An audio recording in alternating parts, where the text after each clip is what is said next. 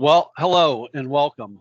Thank you for joining us to learn more about state of the art testing of hemp and hemp based products, presented by Eurofins, Lukasz Vlashovic, and brought to you by Fourth Power Labs. A recording of today's session will be available for future playback. Fourth Power Labs will email you a link to the address you registered with, and you can also reference on Fourth Power Labs YouTube channel, along with other previously held webinars.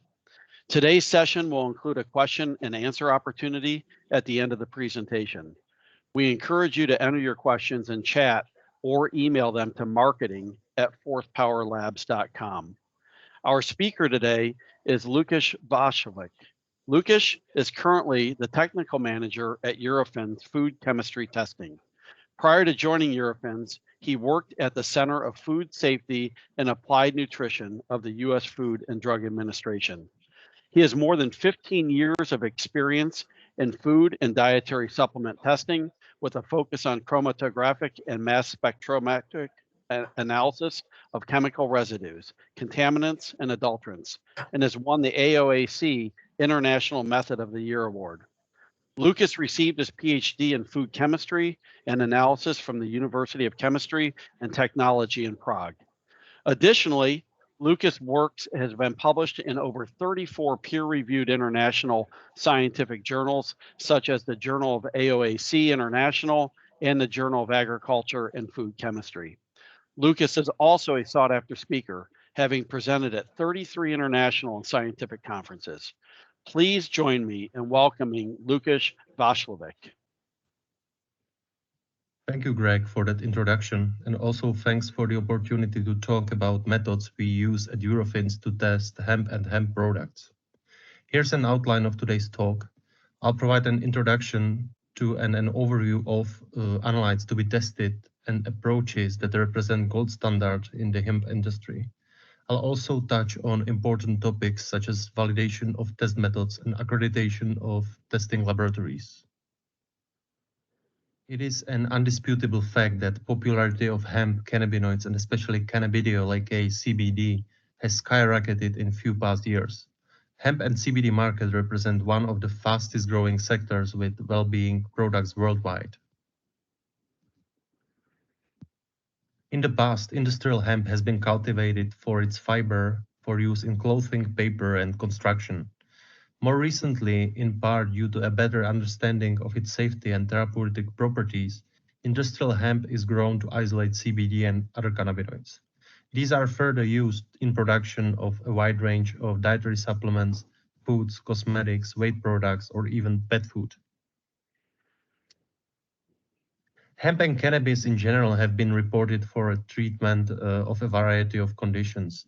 The outcomes of extensive research indicate that positive health effects are a result of synergy or interactions between the different bioactive species present in the plant, rather than individual phytochemicals. These include cannabinoids, terpenes, and phenolic compounds. The phenomenon is known as the entourage effect.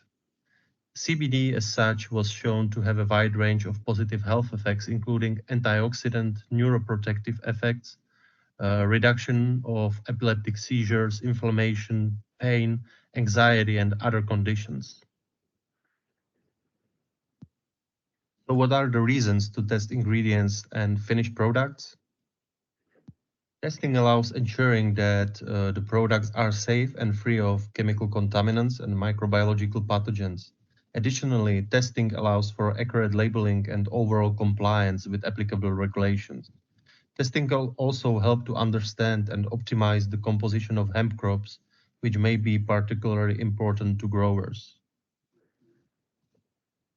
Here is an overview of target analytes relevant to the testing of hemp and hemp-based products. Besides cannabinoids and terpenes, this list also contains residual solvents, pesticide residues, mycotoxins, heavy metals, and pathogens, such as salmonella or coliform bacteria. The list is not comprehensive and depending on the particular test item, additional testing may be of relevance. This may include DNA testing or analysis of nutrients or additional environmental pollutants and so on. There is a number of challenges faced by the testing laboratories in this field. Some of these challenges are technical, while the other are related to the nature of the CBD market. First of all, hemp and hemp-based products in particular are relatively difficult matrices to analyze. Additionally, new types of products are being developed that may pose a challenge for existing methods. It is also necessary to keep up with the testing needs in terms of analyte scope and be able to deliver testing of compounds that are required by the dynamically evolving regulation. Another major challenge is the lack of standard methodologies that could be directly adopted by the laboratories. Finally, there are challenges that relate to the sample shipping, for example, between testing sites located in different states or countries.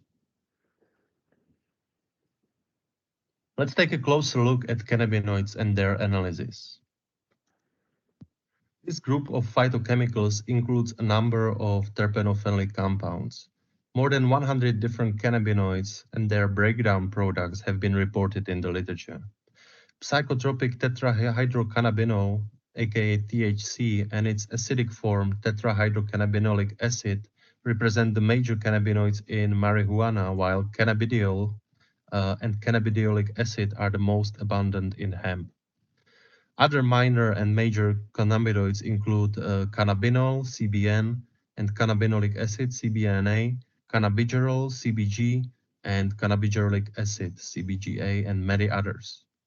The concentration and relative abundance of cannabinoids present in the plant largely depend on the type of plant tissue, variety, growth conditions such as nutrition, humidity or light level, and many other factors. The analyte scope of routine methods for cannabinoids is limited to determination of major cannabinoids and ranges between 4 to 16 compounds. The typical cannabinoid analysis workflow consists of extraction of cannabinoids from a representative and homogeneous sample, followed by cleanup and instrumental analysis using either LC, liquid chromatography, or GC, gas chromatography techniques. In liquid chromatography, sample extract is introduced into a flow of liquid called the mobile phase and passed through a 10 to 20 centimeter long column packed with sorbent, which is called the stationary phase. Compounds in the sample have different physical-chemical properties and therefore show different affinity to stationary phase. Compounds with higher affinity are retained on the column longer than compounds with lower affinity, and separation occurs. Eventually, analyzed compounds are flushed from the column and arrive to the detector and are recorded as chromatographic peaks in a record called chromatogram. In gas chromatography, sample is injected into a heated compartment and converted to gas. Separation occurs on a long capillary column with the helium or hydrogen gas as a mobile phase. The compartment with the column is gradually heated and compound separation occurs based on analyte boiling point and the affinity to column material. Advantage of liquid chromatography based method is the ability to determine both neutral and acidic cannabinoids. Gas chromatography operates at relatively high temperature, and under these conditions, acidic cannabinoids such as THCA and CBDA are converted into respective neutral forms. Therefore, GC approaches are typically allowed to assess only total content of particular cannabinoid, which is sum of neutral and acidic form.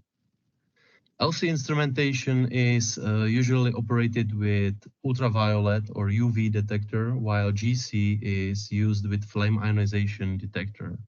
Both LC and GC can also be coupled with mass spectrometric detector, which allows analysis of cannabinoids in highly complex matrices at low concentrations. The type of the detector used dictates the lowest amount of cannabinoids that can be reliably detected and quantified. UV and FID detectors offer comparable limits of quantification in the range from 10 to 2000 milligrams per kilogram, while mass spectrometry detection allows analysis well below 1 milligram per kilogram. As already mentioned, there is lack of standard methods for analysis of cannabinoids and other substances in cannabis plants. This gap was recognized by AOAC International, which is a non-profit scientific association focusing on creation, validation, and global publication of reliable analytical test methods. AOAC International issued a call for methods suitable for quantification and identification of individual cannabinoids in cannabis concentrates and plant materials and publish standard method performance requirements, aka SMPR documents, to be met by the candidate methods. The Eurofins method we use routinely in our US and UK laboratories is based on ultra-high performance liquid chromatography with UV detection and covers 16 cannabinoids. The method was thoroughly validated in a wide range of matrices and was ISO 17025 accredited at multiple Eurofins sites. Our method and validation data was submitted to the AOAC expert review panel for assessment. And following the review process, Eurofins method was granted first action official method status and was published in the compendium of AOAC official methods. To address the federal regulations that require hemp plant material to contain no more than 0.3% of total THC on dry weight basis, we further modified the method and introduced a procedure for dry weight determination. Additionally, we added calculation of cannabinoid concentration on dry weight basis, including calculation for total THC content. The procedure we use is based on drying in vacuum oven at 100 degrees centigrade for 5.5 hours. The LC conditions of the method we use are compatible with mass spectrometric detection, and we are using the LC portion of the method with a triple quadruple mass spectrometer, basically as a backup option for cases when selectivity and sensitivity of the UV detector is not sufficient. This configuration allows us to achieve significantly lower limits of quantification, even in highly complex matrices. One particular matrix we focused on with our LC-MS assay were CBD isolates, which represent highly purified hemp extract with CBD content above 95 or even 99%. These materials are further used to formulate other CBD products. From a legal compliance point of view, it is important to ensure that isolates contain none or only low levels of cannabinoids with hallucinogenic effects, such as THC, CBN, or THCV, and their precursors. These compounds are subject to strict regulation in certain countries. Our method allows determination of the target cannabinoids down to 1 milligram per kilogram. Terpenes are a major group of phytochemicals that are responsible for flavor and aromatic profile characteristic to different hemp varieties. Terpenes are also expected to have some positive health effects, although there is currently only limited knowledge on their biological activity. From the finished product perspective, the presence of terpenes is particularly important in items that lack their own aroma, such as vape liquids. Finished hemp products are also frequently added with terpenes isolated from other plant sources. Terpenes are much more volatile compared to cannabinoids, and for this type of compounds, gas chromatography with flame ionization detection or mass spectrometric detection is the preferred analytical approach. The samples are placed into a vial, dispersed in a suitable solvent, and incubated at elevated temperature. This way, volatile terpenes are forced into gaseous phase, followed by injection of its portion on the GCMS instrument, which generates terpene profile of the sample. In this example record, you can see profile obtained for hemp oil. The method used in our laboratories allows simultaneous analysis of over 40 terpenes and covers compounds dominant in hemp, but also a number of other terpenes characteristic for other plants. Another group of analytes that need to be monitored are pesticide residues. Pesticides are used to protect hemp crops from pests and diseases. Contamination of plants with pesticides may occur not only due to non-optimal direct application, but also due to uptake of pesticides from soil. Modern pesticides are relatively safe and degrade rapidly. However, contaminated soil may contain highly toxic, persistent compounds, use of which has been banned many years ago. Therefore, it is appropriate to employ multi-residue methods with large analyte scope. It is important to note that certain pesticides cannot be included in multi-residual methods and require dedicated analytical protocols. This is typically due to distinct physical-chemical properties. Pesticide multi-residue methods used in Eurofins laboratories allows analysis of more than 500 compounds. Considering the number of analytes to be covered, both LC and GC instruments are used. The method is suitable for analysis of highly complex samples and allows high confidence identification of positive results. When it comes to the list of targeted compounds to be monitored in particular ingredient or finished product, this should be based on results of risk assessment considering the actual pesticides applied to hemp plants and considering pesticides that are regulated by applicable state laws. The most comprehensive list of compounds is currently required by the Colorado state. Residual solvents represent byproducts of the extraction processes used to isolate oil, cannabinoids, and other components such as terpenes from the hemp plant material.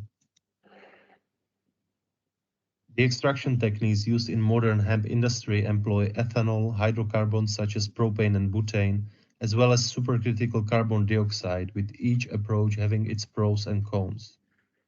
The contamination of ingredients and finished products with residual solvents is due to incomplete removal of the extraction medium. The samples may not contain only the original solvent, but also other chemicals that represent impurities of the extraction medium. Considering the volatility of these compounds, headspace gas chromatography mass spectrometry is a gold standard approach to their analysis. The list of solvents displayed on this slide was put together based on emerging hemp and cannabis regulation in the United States and is not comprehensive. There are additional analyses that are included in the US Pharmacopoeia or Canadian lists. As already mentioned, heavy metals, including arsenic, cadmium, lead, and mercury, are one of the several groups of contaminants of hemp and hemp-based products. Heavy metals can enter the hemp plant as a consequence of uptake from soil. Contamination may also be associated with the use of poor quality fertilizers contaminated with these pollutants or processing.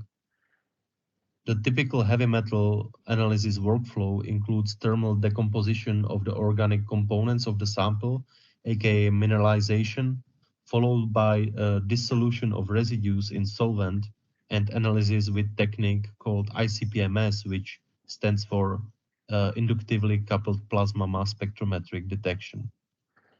This approach allows determination of heavy metals down to low ppb levels even in highly complex samples. Mycotoxins represent a diverse group of naturally formed chemicals that are of high concern with regard to their toxicity. Two of the primary types of mycotoxins that are associated with hemp plants are aflatoxins and ochratoxins. These secondary metabolites produced by fungi and some molds may contaminate hemp crops before, during, and after harvest while stored.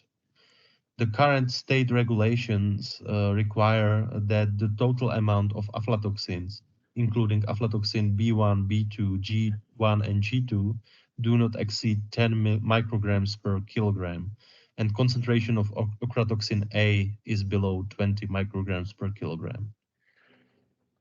LCMS represents a gold standard technique in the mycotoxin testing area. In our method, we are using immunoaffinity cleanup procedure that helps to isolate target analytes from the sample matrix prior to the instrumental analysis. Let's switch gears now and talk about the important topic of method validation. Each assay to be used for testing needs to be demonstrated suitable for its intended use. This is accomplished through a process called method validation and involves determination of validation parameters in relevant matrices. Prior to initiation of full method validation, a comprehensive validation plan should be compiled, taking into account requirements on the method performance. The results of the validation are subsequently summarized in the method validation report, approval of which is followed by finalization of the method standard operation procedure to be followed in routine testing. Validation parameters are evaluated and determined in a series of experiments that involve analysis of reference standards and relevant matrices that may be fortified with target analytes. The main method parameters to be determined in the validation process are selectivity, limit of quantification, accuracy, precision, and robustness. Selectivity of the method is the ability to determine target compounds in the presence of other components of the sample. LOQ represents the lowest amount of the target compound that can be reliably quantified. Accuracy documents how close is the result generated by the method to the real content of the analyte in the sample. Precision of the method, often expressed as relative standard deviation, shows how close are the results of repeated tests performed on an identical sample. Finally, robustness is a measure of how are the generated results affected by small deviation from the method procedure. Depending on the actual performance of the method, we can obtain various results. If we imagine that the testing is shooting at the target, which has the real concentration of the analyte in the very middle, there may be several outcomes of repeated sample testing. The results of poorly performing method with unacceptable accuracy and precision will be dispersed and far from the middle. On the other hand, method with good performance will provide narrow range of results close to the middle of the target. Method validation process is used to ensure methods will provide correct results within the acceptable range. The technical components of laboratories in analytical testing is independently documented by accreditation to ISO standard 17025.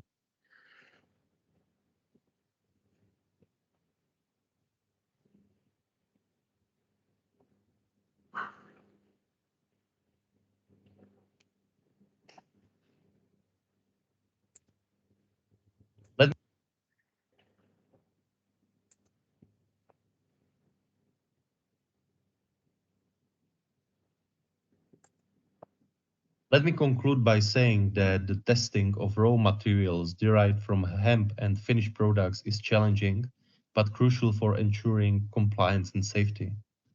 It is necessary to use state-of-the-art instrumentation and perform a thorough validation of the methods. Laboratory accreditation to ISO 17025 provides additional confidence in generated results. With that, I'd like to thank you for your attention.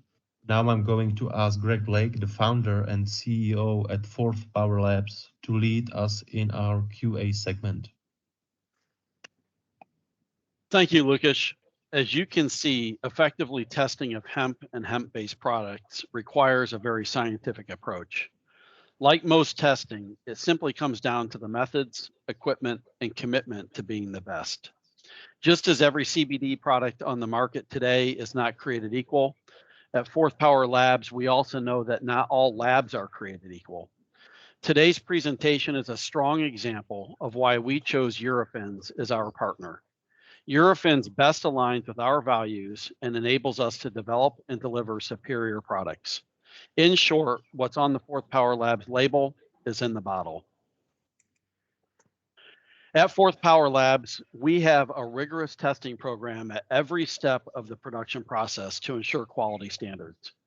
Unfortunately, the industry does not have established testing requirements, and this has enabled subpar products to reach the market. At Fourth Power Labs, we have made a conscious decision to test our products with breadth and depth that is unparalleled in the industry and supported by our robust C of A's. We chose Eurofins for many reasons that can be summarized by stating that they are the gold standard in the hemp arena. As an example, Eurofins participated in the development of the AOAC International Hemp Potency Testing Method 2018.11, which is the only official hemp potency testing method in the United States and the method used by the US FDA to analyze hemp-based products. Eurofins participated in the development of the AOAC International Hemp Potency Testing Method, and it's the only, again, method that's recognized by the US FDA.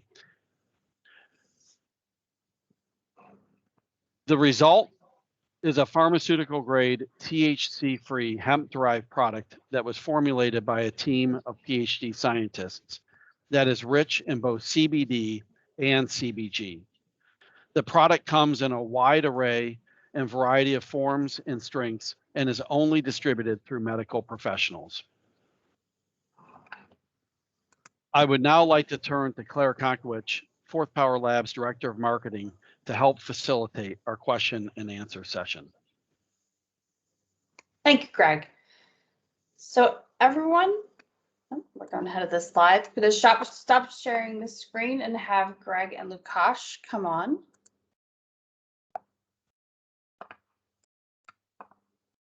And at this time, if you'd like to submit any questions you have through the chat, or you can also email marketing@fourthpowerlabs.com if you're having trouble with the chat, so that we can get those questions for either Greg Lake or for Lukasz Vaklovic.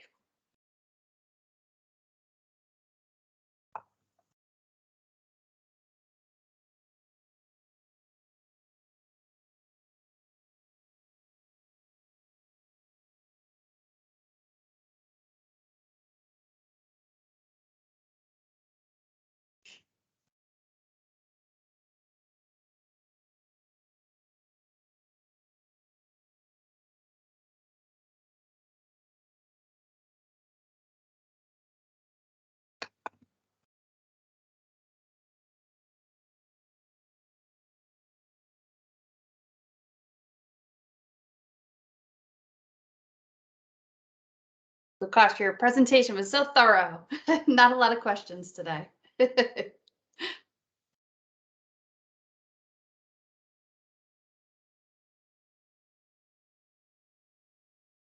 think we'll keep it open just for a couple more minutes if anybody is still formulating their questions. But also, after the completion of today's webinar, you'll receive a recording of today's webinar, as well as the presentation materials. And in addition, you can always submit questions to marketing@fourthpowerlabs.com, and we can connect with Lukasz as well as Greg Lake to get your answers, even following the presentation.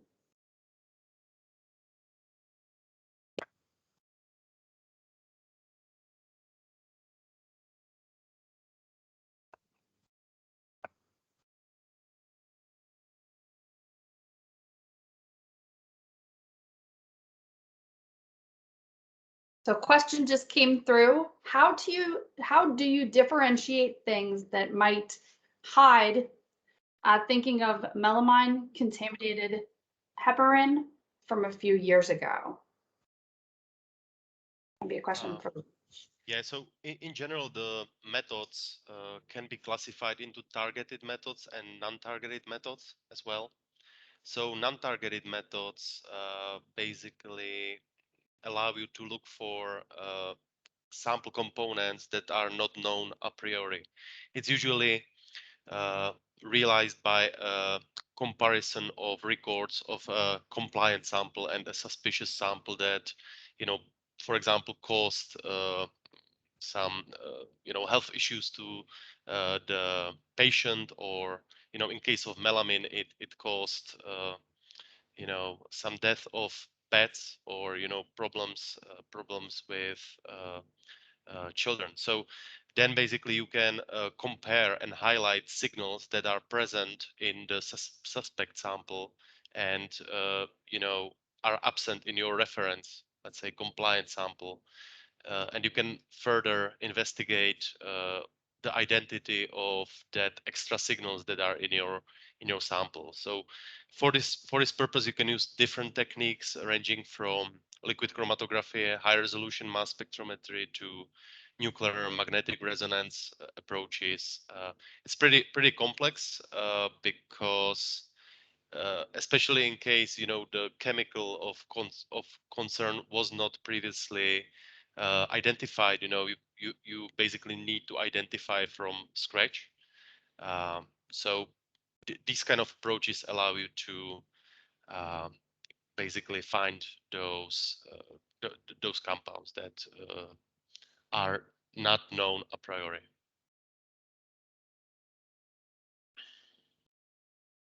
Thank you, Lukasz.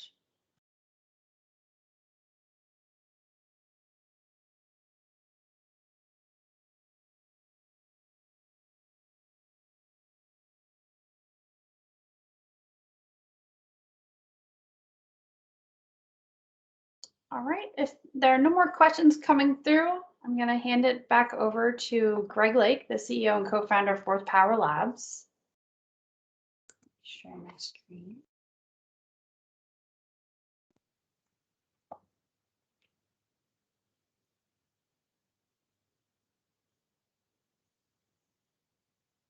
Thank you again. As many of you are aware, this is a part of a series of webinars hosted by Fourth Power Labs, and we look forward to partnering with you on your journey to make better happen. If you'd like to be notified of upcoming webinars and other Fourth Power Labs educational events, please sign up for our newsletter at fourthpowerlabs.com. You can also contact us direct at marketing@fourthpowerlabs.com or call us at our 800 number listed.